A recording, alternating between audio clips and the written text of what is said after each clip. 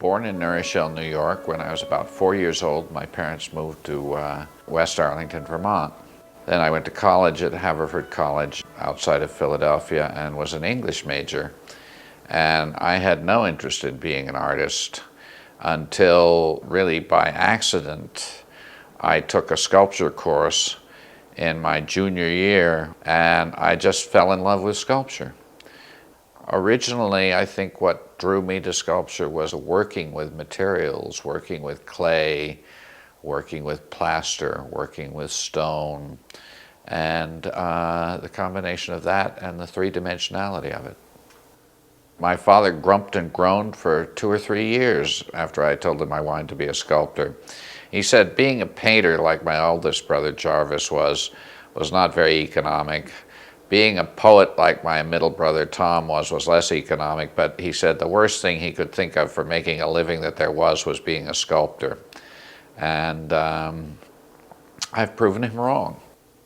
So I went to the Pennsylvania Academy of Fine Arts for 3 years and studied sculpture there. And then I won a traveling fellowship, which was supposed to be for 3 months. So we took a Yugoslav freighter, which was the cheapest way to travel across the Atlantic at that point. Took 2 weeks from New York to Genoa, and then went to Rome thinking we'd stay for 6 months because we'd saved up some money for this. I loved it there for the art that was there that I could see. Rome in the 60s was a wonderful place for sculptors to be because bronze foundries were very, very cheap compared with what bronze foundries were over here. And I trained in marble carving in Carrara every summer. Our 6 months in Italy is now extended to 46 years and doesn't seem to be over yet.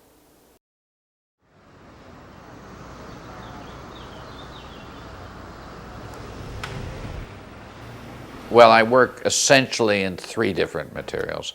I work in wax for bronze or resin casting, in stone as carving, and I work in clay, usually for terracotta, but once in a while for casting in resin. The way I do stone carving is often that I will see a piece of stone and I'll think, well, I think I'll carve that off, and I see where that leads me, and it leads me slowly into the carving itself. And each stone you carve is different, and so you may carve it slightly differently. It's not so much the challenge of the material as it is the challenge of being able to project the material into space in some way that I enjoy. People looking at my work often say it's influenced by pre-Columbian art, but it isn't particularly. It's only very recently that I've started seeing much of pre-Columbian art. I think the strongest influence on me was Donatello, the 15th century Florentine sculptor, although Rodin was also a fairly strong influence on me while I was in art school. Later on in Rome, Bernini became an important influence. When I would have trouble with a marble carving, I would go over to the Borghese Gallery and stand in front of a Bernini and say, "John Lorenzo, I'm having trouble with this carving. Can you suggest what I should do with it?" And he would usually give me a nice answer. I'm very much influenced by medieval, especially French medieval gargoyles and things like that. I was commissioned in the early 70s to design 11 gargoyles for the National Cathedral in Washington, although I did monsters even before that. Monsters seems to me a wonderful way of combining the abstract with the realistic in a funny way, because a monster can have 2 noses and 3 mouths, and yet you still see what it is. Whereas a pure abstraction, you have to enjoy just for the quality of the form. I think the biggest single carving I've ever done is a cross with 8 seams from the Life of the Virgin on it that is 4 meters 25 high, which makes it about 14 feet high. Working on that, I could not resist putting a monster face at the bottom. I did it for a hotel run by nuns for retreats.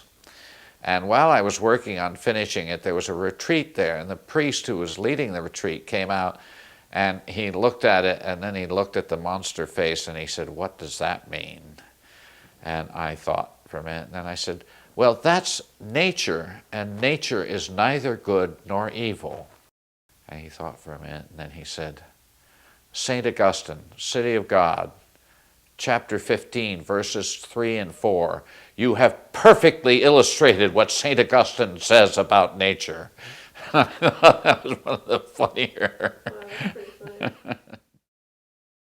I have always been fascinated by circuses. My parents used to take us in the 40s down to New York City to see Barnum Bailey Ringling Brothers. They may have gone down to New York City for another reason, but as far as I was concerned, the reason was to see Ringling Brothers Circus. And I've always loved circuses. And Rome, every year, Rome for about 8 weeks around Christmas time has 2 or sometimes 3 circuses.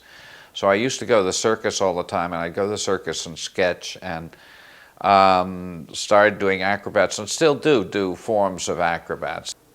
I just enjoy it. It's like I love mermaids. I mean, or well, I should really say merpersons, because I sometimes do mermen, and sometimes mermoms, and sometimes mermaids. And then I also work abstract, and I work abstract in marble particularly, because there's something about the quality of the material that I want to bring out that wouldn't come out if it were too realistic.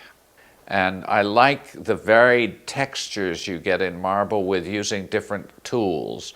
I mean, what the point chisel does, what the tooth chisel does, what the flat chisel does, what polish does.